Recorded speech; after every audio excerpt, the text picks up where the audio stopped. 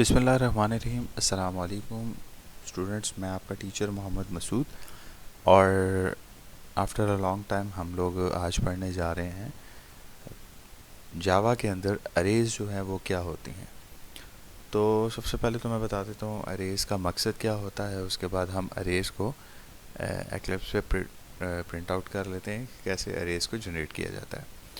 तो स्टूडेंट, सबसे पहले तो मैं ये बताऊँ कि अगर आपने एक जैसा डाटा जो है जब प्रिंट आउट करवाना हो तो तब आप अरेज को इस्तेमाल करते हैं। अरे क्या करते हैं कि आपके पास मल्टी एलिमेंट का जो सेम डाटा टाइप होता है वो उसको प्रिंट आउट करता है। अब लेकिन एक बात का ख़ास ख्याल रखना है कि ये आपके मल्टीपल डाटा को प्रिंट आउट तो करवा देता है, लेकिन उसके लिए ये याद रखें कि लाजमी तौर पर आपका डाटा टाइप एक जैसा होना चाहिए।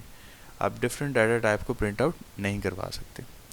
तो लेट्स सपोज मेरे पास मिसाल के तौर पर अगर किसी नंबर्स के अंदर, या मुझे एक रिकॉर्ड है उसको सेव करना है, मुझे एक प्रोजेक्ट बनाना है जिसके अंदर मेरे पास 60 स्टूडेंट हैं या 30 स्टूडेंट या 10 स्टूडेंट हैं।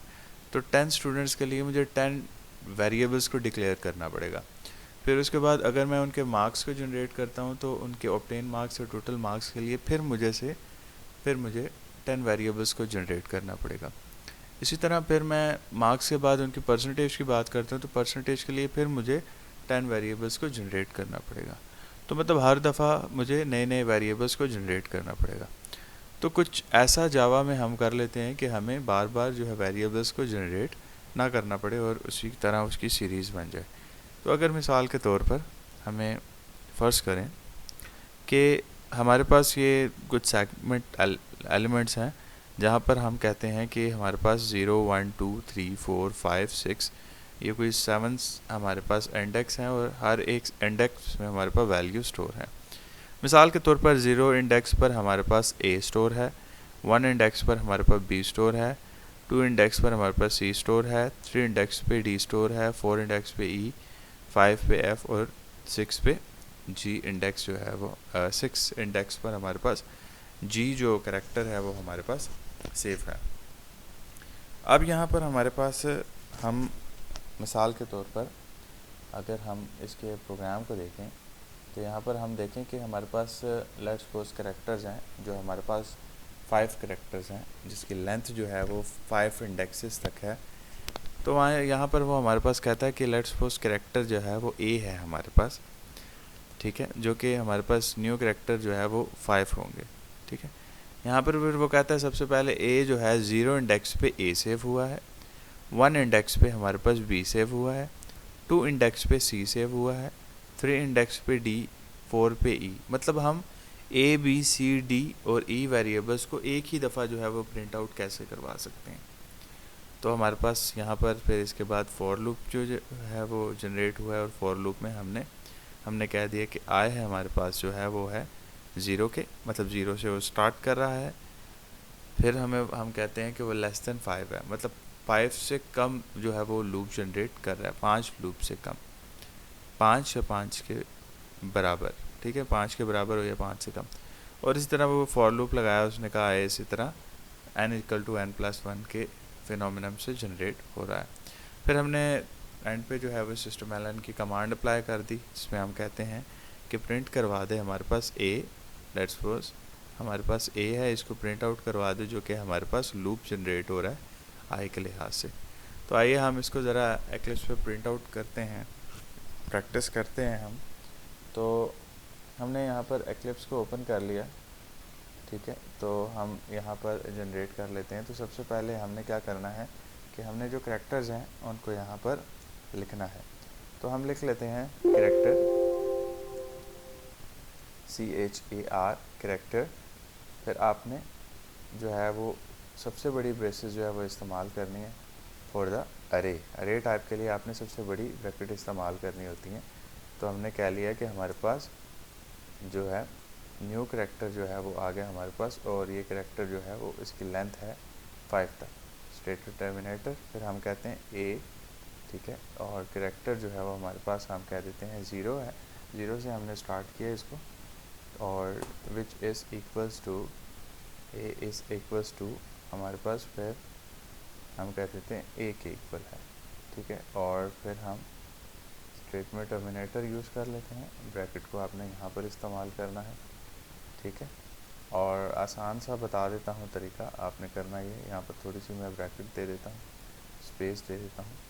आपने सिंपली इसको कॉपी पेस्ट कर लेना है, इसलिए आपके लिए आसान हो जाएगा। आपने सिंपली क्या करना है, इसको कॉपी कर लेना है, ए इक्वल्स टू, इसको आपने कॉपी कर लिया, कंट्रोल सी, और इसको मैंने यहाँ पर बी एंड बी, तो 1 2 3 4 5 लूप जनरेट होने हैं, तो हमने यहाँ पर थोड़ा सा इसको आसान बना दिया। यहाँ पर 1, फिर इसके बाद यहाँ पर 2, फिर इसके बाद यहाँ पर 3, फिर यहाँ पर 4। तो एक्चुअली हमारे पास जो है वो लूप 5 है, लेकिन 0 से स्टार्ट होने, 0 से लेके 4 तक आपके पास आएंगे। यहाँ पर इसी तरह बी, फिर उसके बाद यहाँ पर सी, फिर उसके बाद यहाँ पर डी, क्योंकि हम प्रिंट आउट जो ये करवा रहे हैं, फिर उसके बाद ई। तो ए बी सी डी ई हमने यहाँ पर जनरेट करो। तो सिंपली अब हम इसके बाद जो है वो कमांड जो है वो पुट करेंगे, फॉर लूप जो है वो जनरेट करवा लेते हैं यहाँ पर। तो हम लिखते हैं फॉर ब्रैकेट स्टार्ट, तो यहाँ पर I N T integer, data type हमने लिख लिया इंटीजर है, आई जो है वो इक्वल टू है 0 के, 0 से स्टार्ट कर रहा है। फिर इसके बाद स्टेटमेंट टर्मिनेटर, दैन उसके बाद हम कहते हैं आई जो है वो लेस देन है 5 के, ठीक है। फिर उसके बाद हम कहते हैं मतलब कम से कम हमने, फिर उसके बाद दोबारा से स्टेटमेंट टर्मिनेटर, और फिर उसके बाद हम आई जो है वो कह देते हैं लूप जनरेट हुआ प्लस प्लस ब्रैकेट क्लोज, और फिर इसके बाद हमने बॉडी नई जनरेट कर दी, और बॉडी पे हम सिस्टम लिख लेते हैं, system dot out, command generate कर लेते हैं, system out dot system dot out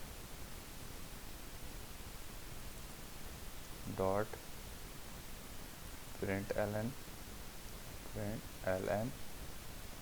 an और हमने इसके अंदर हमने क्या करना है कि लिख लेना है ए जो है वो